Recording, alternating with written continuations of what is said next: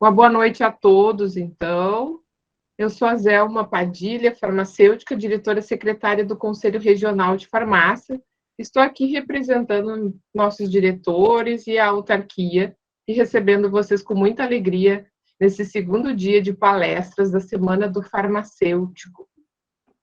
Feriadinho, hoje aqui no Rio Grande do Sul, dia do Gaúcho, né? 20 de setembro, comemora essa Semana Farroupilha aqui. E nós, como gaúchos, né, fortes, firmes, guerreiros, não deixamos a peteca cair e continuamos com as nossas atividades mesmo no feriado. E o pessoal aqui está participando mesmo. Então, encerrando mais esse dia, com o tema Somando Experiências Multiplicando Saúde, falaremos agora sobre a semiologia no cuidado farmacêutico. No cuidado farmacêutico, é fundamental avaliar a condição de saúde do indivíduo para definir o tratamento terapêutico mais adequado, pois, em alguns casos, a pessoa pode manifestar reação adversa, interação medicamentosa, inefetividade farmacológica, entre outros. Em qualquer uma dessas situações, a aplicação da semiologia se faz oportuna para o correto entendimento do quadro apresentado e para uma tomada de decisão mais assertiva por parte do farmacêutico. Sendo assim, convidamos as farmacêuticas Aline Bonetti e Thaís Teres para nos apresentar as etapas do processo semiológico no contexto do raciocínio clínico e cuidado farmacêutico, seu conceito, método clínico, consultas farmacêuticas e resolução de casos clínicos. E para conduzir o debate, contaremos com o apoio da farmacêutica e analista clínica Ana Lígia Bender. Nossa querida professora Ana Lígia Bender é doutora em Medicina e Ciências da Saúde, professora adjunta da Escola de Ciências da Saúde e da Vida, membro do Núcleo de Inovação Pedagógica da Diretoria de Graduação da PUC-RS e presidente do Grupo Técnico de Trabalho de Educação Farmacêutica do CRF-RS.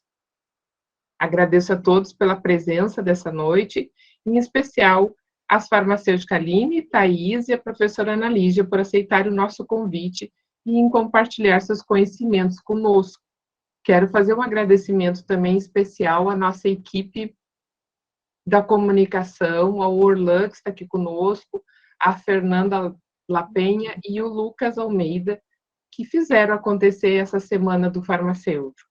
E agradecer também a nossa orientação técnica, aos farmacêuticos da orientação técnica que contribuíram na construção da Semana do Farmacêutico, contribuíram com a parte técnica, e em especial a Mariane Zazik, que acho que deve estar aqui conosco também. Então, um agradecimento especial à nossa equipe do Conselho, que colocou a Semana do Farmacêutico para nós. Fizeram um grande esforço e estão de parabéns, e eu preciso agradecer a eles aqui esse trabalho lindo que eles estão nos apresentando. Antes de darmos início ao evento, gostaria de comunicar alguns recados importantes. Informo que a emissão do certificado só será efetuada mediante realização de questionário ao final do evento. Todos os participantes terão um prazo de 10 minutos para concluir o teste. Pedimos também que todos fiquem com seus microfones desligados para evitar ruídos durante a apresentação. Informamos que a palestra será gravada e disponibilizada em nosso acesso restrito posteriormente. Vocês poderão anotar todas as dúvidas, questionamentos durante a apresentação e, ao final, será aberto os microfones para os questionamentos. Também podem escrever no chat, que a nossa mediadora vai ler os questionamentos. Tá? Seguiremos a ordem do chat. E desejo a todos um excelente evento. Professora Ana Lígia, a palavra está com a senhora. Obrigada, Zelma. Muito obrigada. Muito boa noite, colegas, né? Esse momento aqui, né, no feriado, isso a gente estava conversando, mostra a força, a dedicação e o amor que todos nós farmacêuticos conduzimos à nossa profissão, né? Isso é um motivo de muita alegria. Então, de imediato, né, vamos dar início a essa sessão com o tema da semiologia, como a nossa colega Zelma já já colocou, e as nossas painelistas serão, né, a professora Thais Telles, que é professora adjunta da Universidade Federal da Paraíba, é coordenadora da Liga Acadêmica de Farmácia Clínica, consultora do Conselho Federal de Farmácia, membro do Grupo de Trabalho de Educação Permanente do Conselho Federal de Farmácia, pesquisadora e docente nas áreas de cuidado interprofissional, farmácia clínica, cuidado farmacêutico, gerontologia, design, implantação e desenvolvimento de serviços farmacêuticos diretamente destinados ao paciente, à família e à comunidade, semiologia e comunicação, avaliação de tecnologias em saúde, revisão sistemática e meta-análise, saúde baseada em evidências, é farmacêutica graduada pela Universidade Federal de Sergipe, mestre em Ciências Farmacêuticas pela Universidade Federal do Paraná e doutora em Ciências Farmacêuticas também pela Universidade Federal do Paraná. Na sequência, né, falará nossa colega, farmacêutica Aline Bonetti. Ela é farmacêutica pela Universidade Federal do Paraná, especialista em atenção hospitalar e farmácia clínica, com ênfase em cardiologia, pelo Programa de Residência Multiprofissional do Complexo do Hospital de Clínicas da Universidade Federal do Paraná.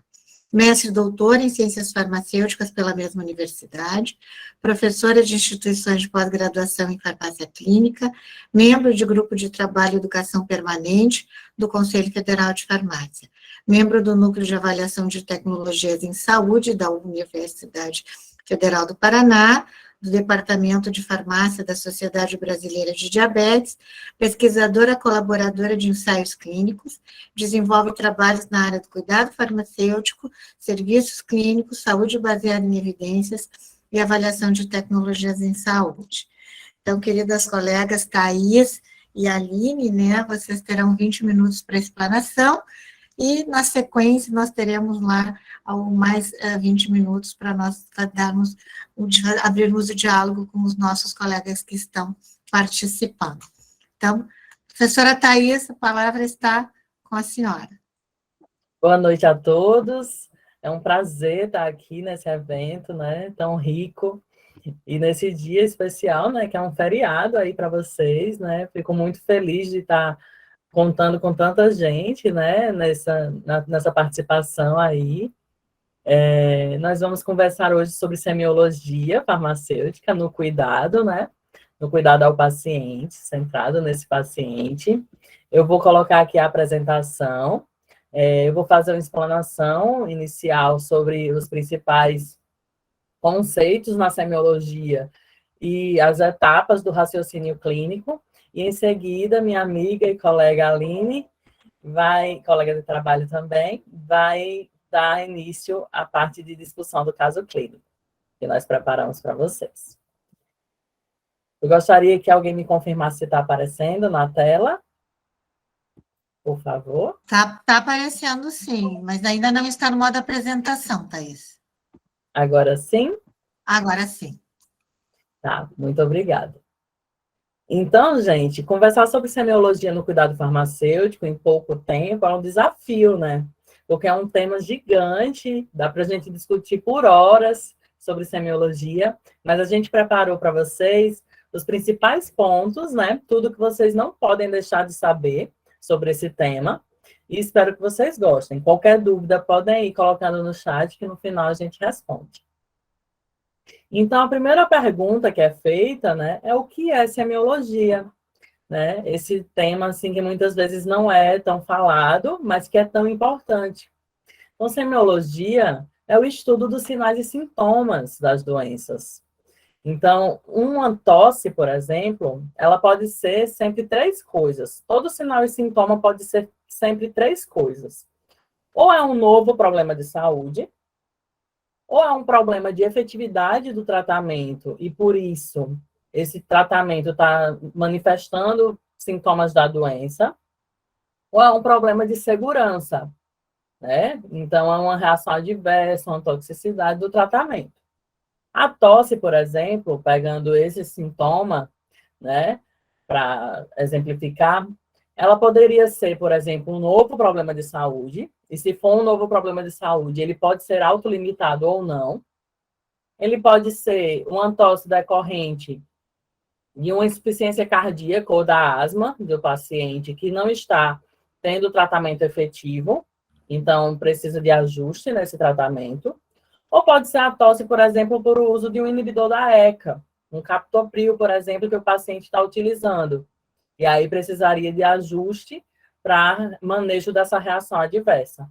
Então, como descobrir o que é cada sinal e sintoma do paciente? Por meio da semiologia. Então, essa ciência, ela vai auxiliar no diagnóstico, no prognóstico e na terapêutica. E é por meio da análise do exame clínico, que envolve a anamnese e o exame físico, os exames laboratoriais, os métodos de diagnóstico de imagem, por imagem, e exames complementares. Então, por meio dessas técnicas, é possível analisar os sinais e sintomas do paciente. Quando a gente fala em anamnese, muita gente acha que é sinônimo de semiologia, então que a semiologia só é feita por meio da anamnese, mas não. Anamnese é uma parte da semiologia, é trazer à tona a memória do paciente, é a entrevista clínica. Por meio da anamnese, a gente consegue coletar os dados que o paciente recorda, o que ele sente, o que está incomodando ele, quais são as preocupações, expectativas, as necessidades de saúde desse paciente. Então, é o momento da conversa, trazer à tona a memória do paciente. A anamnese é a entrevista clínica. Mas nós temos também a semiotécnica, que é a coleta sistemática dos sinais e sintomas para avaliar as necessidades de saúde do paciente. E aí a gente vai apresentar quais são as etapas desse raciocínio clínico para essa coleta ser feita. E nós temos a propedêutica, ou semiogênese, que consiste em buscar e conhecer os sinais e sintomas, compreendendo sua gênese, sua origem, aprendendo a coletar os dados da anamnese, do exame físico, para daí poder avaliar as necessidades de saúde do paciente. Então, é juntar tudo que você tem de conhecimento com aquilo que foi encontrado na anamnese e no exame físico, para que possa chegar numa gênese do problema. Então, o que se trata aquela tosse, do que se trata aquela dor de cabeça? Eu preciso saber. E, para isso, tem etapas que precisam ser seguidas, alguns pontos que precisam ser coletados do paciente, por meio de semiotécnica. Aí existe uma diferença importante entre o que é sintoma e o que é sinal. Porque a gente fala o tempo todo que a semiologia é a avaliação de sinais e sintomas. Mas o que seria sinal e o que seria sintoma? Sintoma é tudo que o paciente relata, é o que ele sente, é baseado nas percepções humanas. Então, é subjetivo. Por exemplo, a dor. A dor, por mais que você coloque uma escala visual analógica de 0 a 10 para o paciente dizer qual a nota que ele atribui para aquela dor, mesmo assim vai ser subjetivo, né? É difícil mensurar a dor. Já o sinal, ele pode ser mensurado ou observado. Então, um exemplo de sinal é, por exemplo, a pressão arterial, a aferição da pressão arterial. Então, quando você afere a pressão arterial, você consegue mensurar essa pressão. Mesma coisa a temperatura. Temperatura você consegue mensurar no paciente, né? Claro que ele pode trazer alguns outros achados do paciente, como ele se sentir febril, ele se sentir, né, com fadiga, mas aí a aferição da temperatura, a mensuração desse sinal, consiste em um achado do observador. E aí existem sintomas constitucionais, que são aqueles que podem ser envolvidos em qualquer doença, em várias doenças. Então, por exemplo, a febre, a dor de cabeça, são sintomas constitucionais. Para isso, para chegar numa conclusão sobre eles, a gente precisa de um maior detalhamento, porque aí a gente consegue detalhar para saber se é ou não relacionado à farmacoterapia, se é ou não relacionado à doença, se é ou não um novo problema de saúde. E aí, alguns sintomas também são sinais e alguns sinais também são sintomas. Então, por exemplo, a taquicardia, que é um sintoma que o paciente relata, ele relata a palpitação, a batedeira, que alguns falam, né? Ela pode ser mensurada por meio da frequência cardíaca, que é um sinal. Então, quando você mensura a frequência cardíaca, você tem o sinal do paciente. Mas você também pode ter a taquicardia como relato, que é um sintoma. Então, alguns sinais também são sintomas. E aí, quando a gente usa esses conhecimentos de semiologia na área da farmácia, na prática farmacêutica, para investigar sinais e sintomas que podem ter relação com problemas relacionados à farmacoterapia, aí nós falamos de semiologia farmacêutica. A semiologia no cuidado farmacêutico ela é muito importante, porque é por meio dela que a gente vai conseguir identificar o que nós chamamos de problemas relacionados à farmacoterapia. E traçar, a partir daí, um plano de cuidado para esse paciente, para que possa se resolver e prevenir esses problemas relacionados à farmacoterapia, em conjunto com o paciente e com outros membros da equipe de saúde, que muitas vezes o farmacêutico vai precisar estar em contato com o médico, com o psicólogo, com o nutricionista, com o fisioterapeuta e assim por diante. Então, é muito importante, no cuidado centrado no paciente, que a semiologia seja feita e que essa análise de sinais e sintomas seja com foco em identificar problemas relacionados à farmacoterapia. Nunca para diagnóstico. Diagnóstico é uma atribuição médica, né? A gente, como farmacêutico, avalia os problemas relacionados à farmacoterapia. Então, é outro propósito da semiologia. Porque tem muita gente que fica em dúvida. Ah, mas por que eu vou analisar sinais e sintomas se eu não faço diagnóstico? Eu estou analisando a doença? Como assim? Você está avaliando a farmacoterapia do paciente. Se ela está conseguindo controlar aquela doença, né? Deixar compensado, ou se ela está tendo problemas de reações adversas, intoxicações, problemas de inefetividade do tratamento. Então, a partir daí, você consegue identificar uma série de problemas. A maior tarefa do farmacêutico nessa entrevista clínica, que ele vai realizar a anamnese e a semiotécnica, é identificar a maior quantidade possível de dados objetivos e subjetivos, né? Os dados objetivos e subjetivos também têm uma relação com sinais e sintomas, que eu vou apresentar a seguir, mas eles vão demonstrar que relação está acontecendo, qual desses problemas está acontecendo. Se é um novo problema de saúde, se é um indicador de efetividade ou se é um indicador de segurança. Os problemas que se manifestam no paciente, eles vão ser sempre ou de efetividade ou de segurança, mas eles vão ter uma causa. Essa causa pode ser, por exemplo, interação medicamentosa, pode ser, por exemplo, um uso de um medicamento inapropriado, pode ser, por exemplo, uma redução de dose, um aumento de dose, uma não adesão do paciente. Então, a causa do problema a gente também vai investigar por meio da semiologia.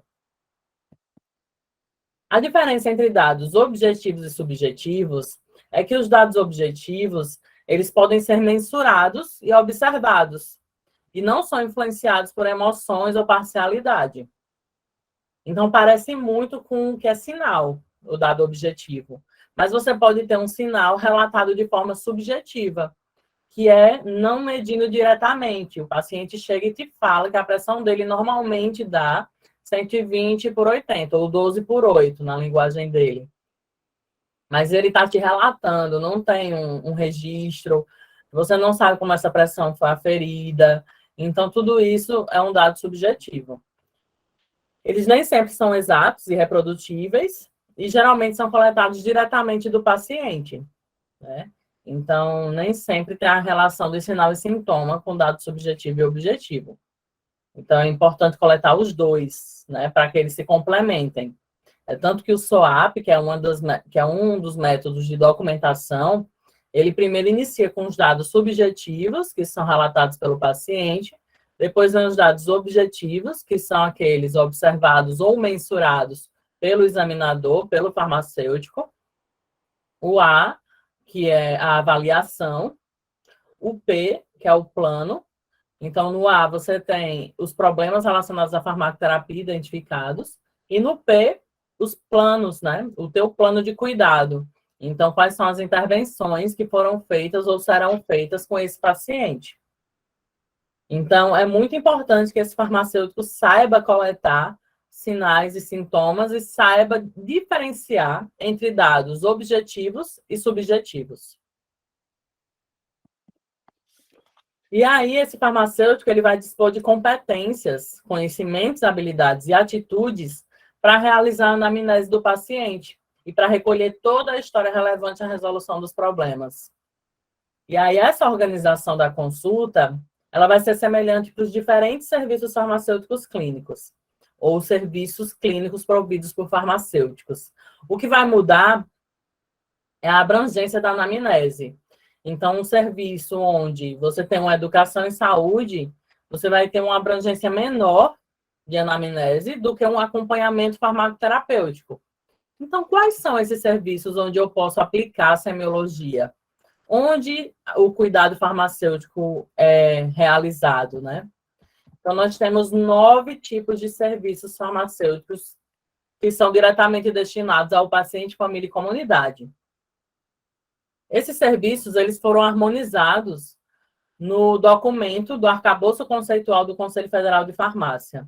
Antes, não se sabia quais eram os serviços farmacêuticos clínicos ou serviços de cuidado farmacêutico, não se sabia a diferença entre esses serviços, e agora se sabe, desde 2016, né, onde foi feito o arcabouço conceitual, você tem a definição exata de cada um desses serviços.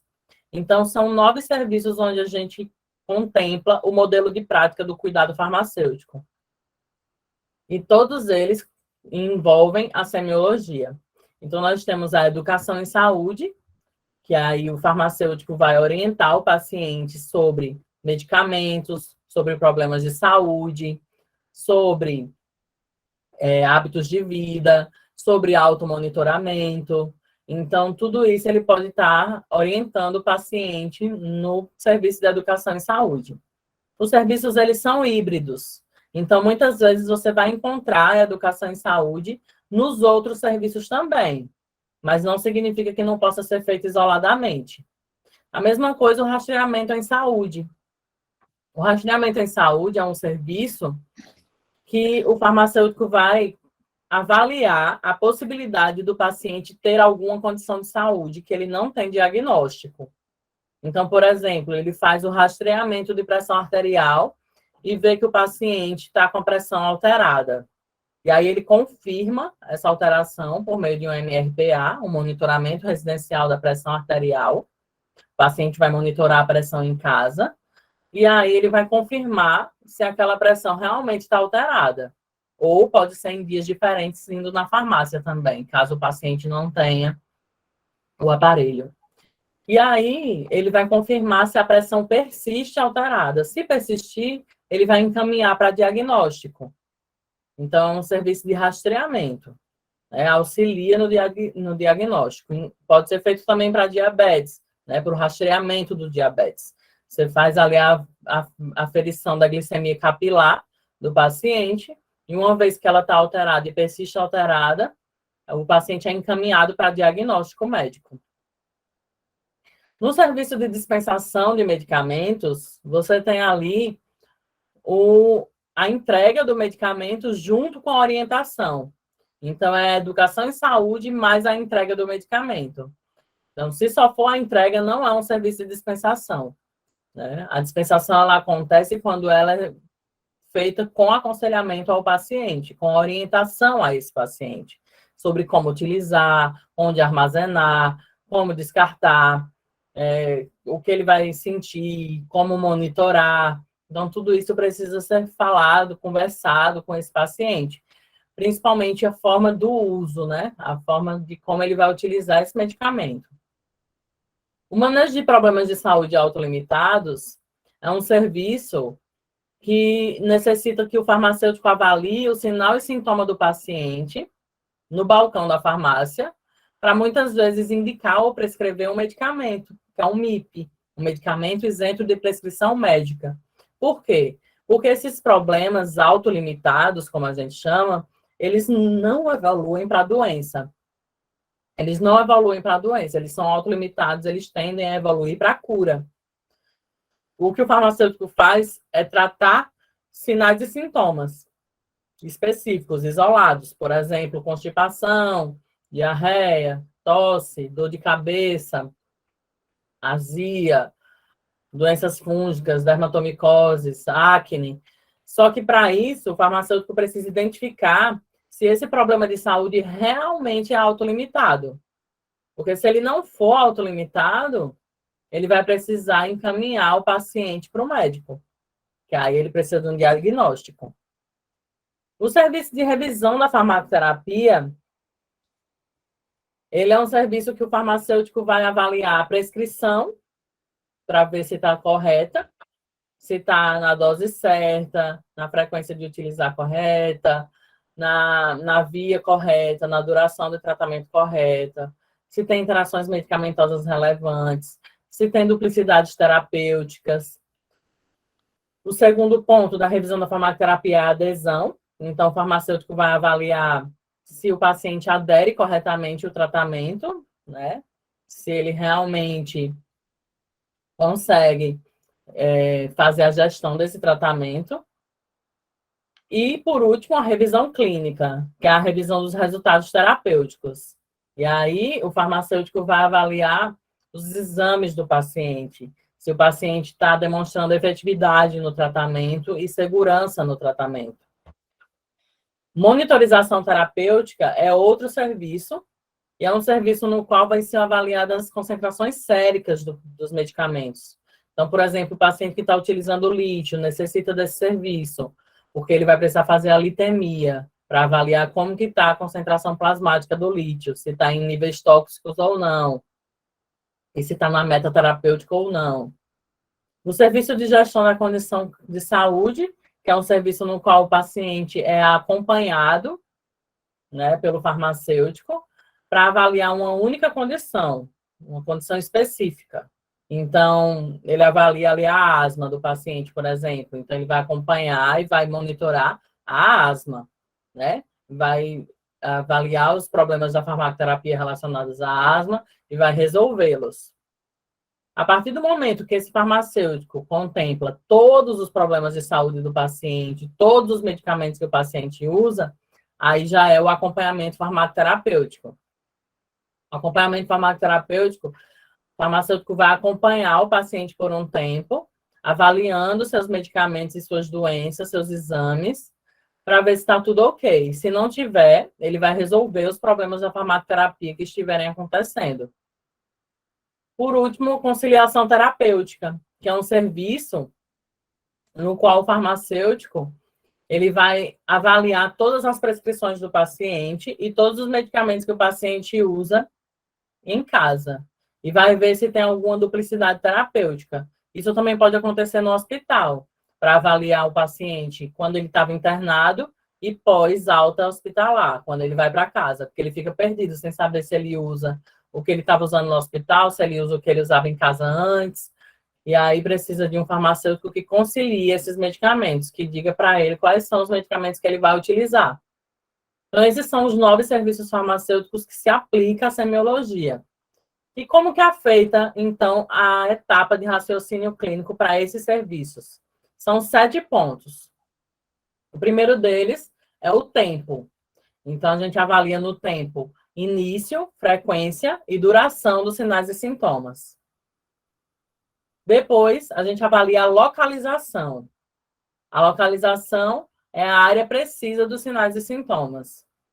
Depois, a gente avalia as características desses sinais e sintomas. Será que essa tosse, se ela é produtiva ou ela é seca? Será que ela tem secreção? E se essa secreção ela é amarela esverdeada, ela tem presença de sangue? Então, as características, né, do sinal e sintoma. A gravidade, depois a gente avalia a gravidade, que é avaliar se é leve, moderado ou grave. Leve, o paciente, ele não atrapalha as atividades diárias dele, só incomoda. A moderada atrapalha as atividades diárias, mas não incapacita. E a grave incapacita a realização das atividades diárias. Depois nós temos o ambiente, que é o que o paciente geralmente estava fazendo quando os sinais e sintomas aconteceram. Depois nós temos os fatores que agravam e que aliviam. Então, o que é que melhora e o que é que piora esses sinais e sintomas. E, por último, os sintomas associados. Sinais e sintomas associados. Então, além dessa tosse, será que ela tem falta de ar? Será que ela tem chiado? Então, eu preciso saber o que mais ela tem, além desse sinal e sintoma, né? No caso que a Aline trouxe, ela vai falar sobre esses pontos, sobre esses 7 pontos que a gente acabou de discutir. Então, por enquanto, na minha parte, seria isso, né, de parte introdutória. Espero que vocês tenham gostado. Qualquer dúvida, eu estou à disposição, né? E aí, se quiserem também materiais sobre esse assunto, eu estou à disposição também. Perfeito, Thaís, muito obrigada. Tem um comentário para ti. Show, Thaís. Tema bastante relevante no dia a dia da farmácia. Então, o pessoal tá gostando, sim. Então, já damos continuidade com a Aline. Aline, a fala está contigo. Tá certo. Tudo bem, pessoal? Estão me ouvindo bem? Estamos ouvindo bem. Thaís, de repente, se você quiser projetar para mim, já que está aí, se possível. Sim. Tá bom. Que a gente fez na mesma apresentação, acho que fica mais fácil. Você pode colocar no módulo apresentação, por gentileza? Aí, muito obrigada. Então, vamos continuar, pessoal.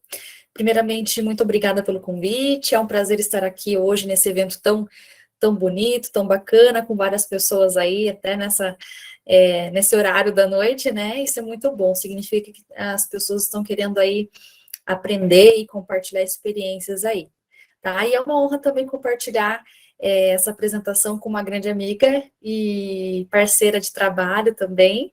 A doutora Thaís, tem uma admiração muito grande por ela já há muito tempo. Então, vamos lá, pessoal, eu vou falar um pouquinho, então, da parte prática, né, digamos assim, né, a gente é meio teórico-prático essa parte que eu vou trazer para vocês, que depende muito também dessa base introdutória que a Thaís falou. Como ela disse, é um desafio muito grande a gente, né, abordar sobre essa temática num tempo muito curto, mas a gente tentou trazer aqui para vocês os pontos mais relevantes. Aqui para vocês terem uma ideia, tá, de um caso clínico, para vocês verem como que a gente pode aplicar a semiologia no cuidado farmacêutico de uma paciente, claro, né, mudei alguns parâmetros ali, mas ela é baseada num caso clínico real, lá do ambulatório do Hospital de Clínicas da UFPR, onde eu trabalho, e, enfim, é um ambulatório que existe desde 2012, inclusive a Thaís foi uma das pessoas que implantou esse serviço, que existe até hoje, né, os consultórios farmacêuticos ali, onde nós prestamos esses serviços semanalmente. Tá? Então, a nossa pacientinha Luísa, de 67 anos, previamente hipertensa, dislipidêmica, tem diabetes, tá? O termo mais adequado hoje em dia, até peço desculpas pela terminologia ali, mas não é diabético ou diabética, nós devemos falar pessoa com diabetes, enfim, é o termo mais correto. Enfim, hipertensa dislipidêmica, possui diabetes, doença arterial coronariana, ela infartou em outubro de 2016. Tá? A queixa principal, que eu chamei de QP, relata dor de cabeça há 4 dias.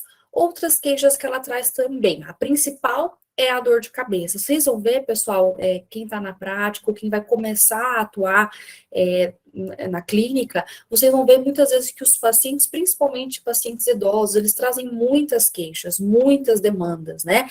E isso é um desafio para nós como farmacêuticos. Meu Deus, é muita demanda, muita coisa, o que eu faço, né? Eu não tenho, muitas vezes, tanto tempo para lidar ali com o paciente, porque a minha agenda está lotada, muitas vezes consultas longas acabam não sendo tão produtivas.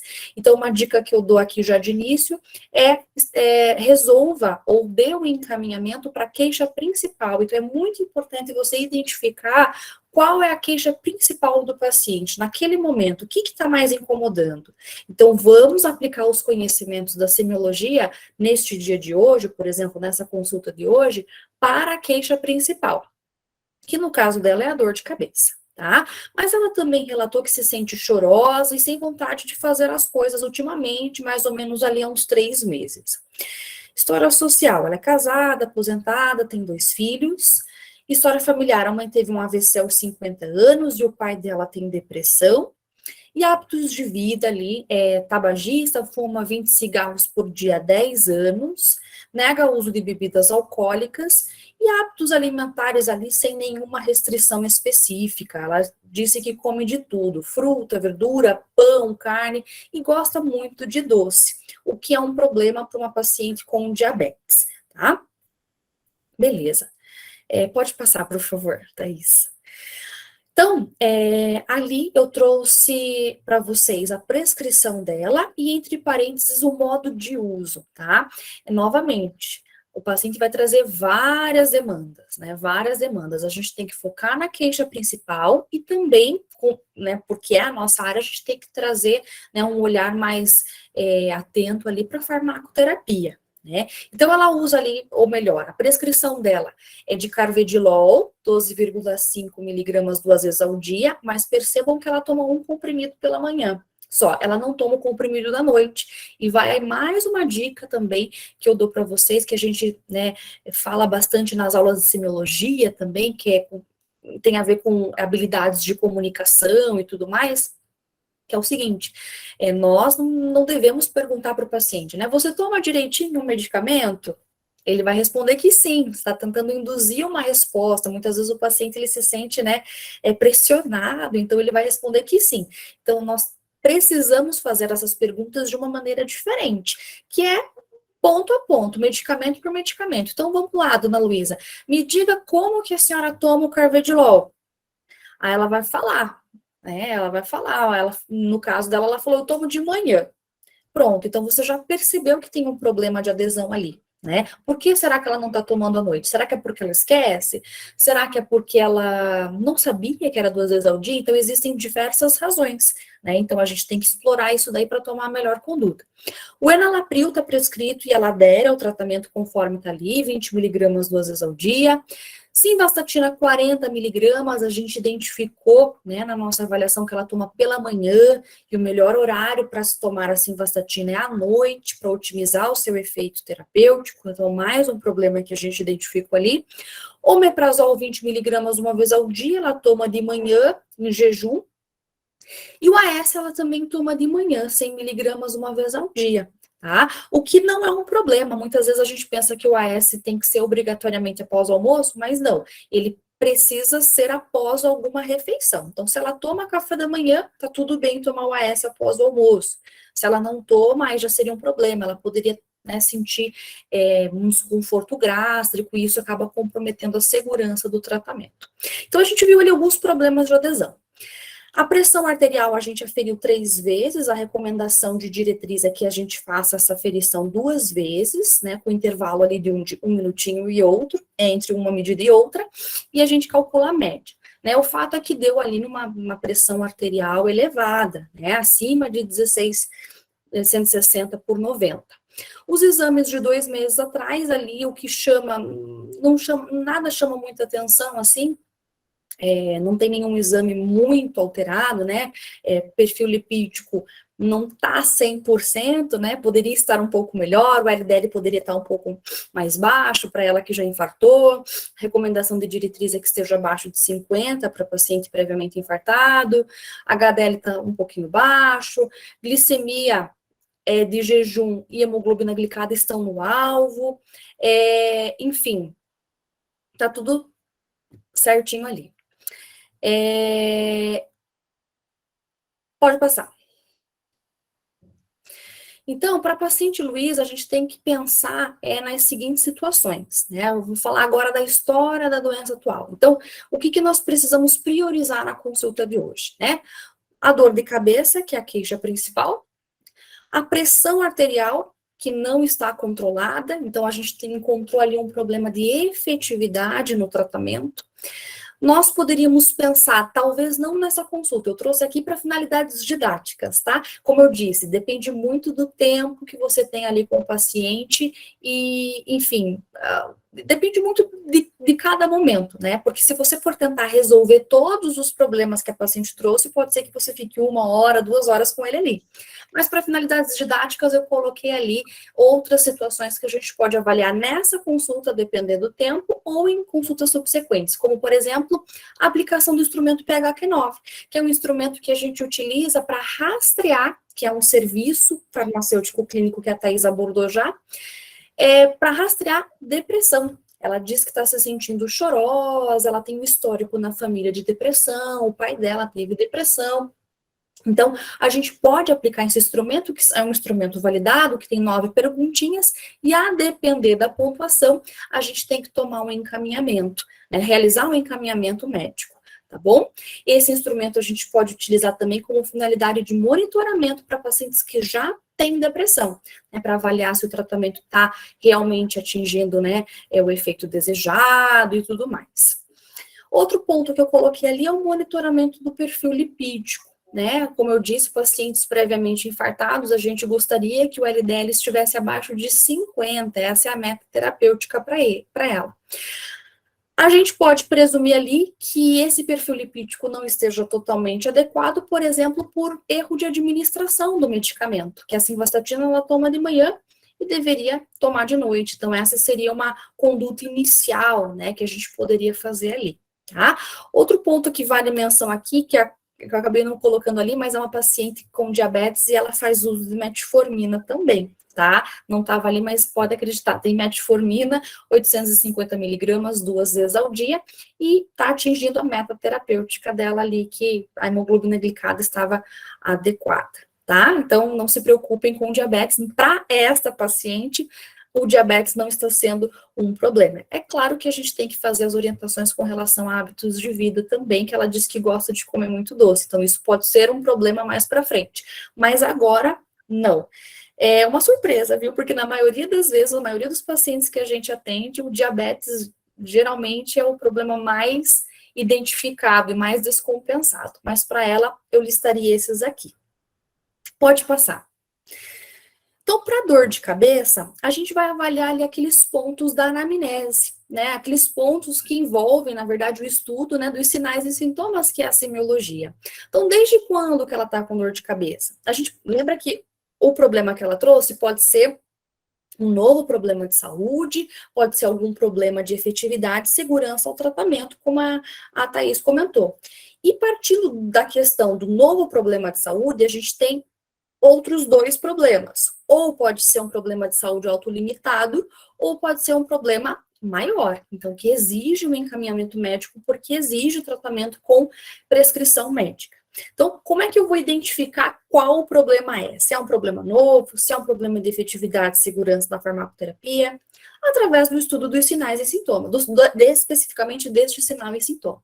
Então, desde quando que ela está com dor de cabeça? Né? Há 4 dias. Então, não é algo crônico, né? É algo que começou há pouco tempo. Localização, onde que dói na cabeça, né? Dói de um lado, dói do outro, dói na região occipital, na região frontal. Então, ela disse ali na região, né, dor bilateral, provavelmente ali na região temporal, né? Ela diz que a dor é em aperto, né? Então, essa característica da dor de cabeça, ela também vai nos ajudar a identificar sinais de gravidade, né? Então, é dor em pontada, como que é esse tipo de dor? No caso, ela diz que é uma pressão, não é uma dor em aperto, né? Que vai e vem. Ela identificou ali como leve a moderada, então, mais uma dica que eu dou para vocês, quando a queixa é de dor, que é muito subjetivo, é muito difícil da gente tentar estabelecer essa gravidade. Então, pergunte para o paciente, quando qualquer dor, de 0 a 10, quanto que ele quantifica essa dor? 0 é tranquilo, ou seja, sem dor, que não vai ser o caso nunca, e 10 seria a pior dor que o paciente já experimentou na vida. Então, a gente considerou ali leve a moderada pela pontuação que ela deu, então não é algo aparentemente tão grave para ela. Ela disse que está tendo muito estresse e problemas familiares, então ela percebeu que essa dor de cabeça começou ali, né? Ela diz que melhora com o silêncio, então quando ela fica quietinha, ela parece que fica melhor, e nega sintomas associados. Então não tem náusea, não tem algum outro tipo de desconforto. Pode passar, Thaís. Então, para fechar essa questão da dor de cabeça, a gente poderia, num primeiro momento, encarar como um problema de saúde autolimitado. Então, a gente poderia prescrever um medicamento para ela, por exemplo, o paracetamol, né, que é um analgésico que pode ser utilizado. Inclusive, é um analgésico mais seguro para paciente cardiopata, porque não interfere a pressão, não traz outros problemas, né, de agregação plaquetária. Então, poderia ser uma opção para ela, né, mas a gente tem que reavaliá-la para ver se melhorou, se não melhorou, talvez adotar outras medidas também, porque de fato essa dor de cabeça aparentemente é tensional, tá? Com relação à pressão arterial, a gente pode fazer a solicitação de um monitoramento residencial da pressão arterial, além de orientar a adesão ao carvedilol, que é um antihipertensivo.